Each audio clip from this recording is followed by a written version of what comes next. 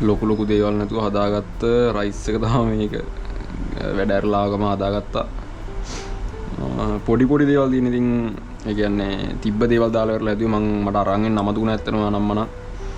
මස්ස නම්මනම් sausages වලින් කරියක් වගේ හදලා තිබ්බා. ඒක පාවිච්චි කරන්න පුළුවන් හින්දා ෂේප් එකේ මේ රයිස් එකක් ගහගත්තා.